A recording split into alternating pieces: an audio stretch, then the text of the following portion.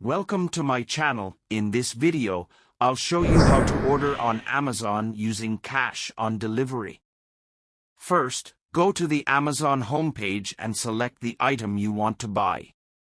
For this video, I'll be ordering an A.O. Smith water heater.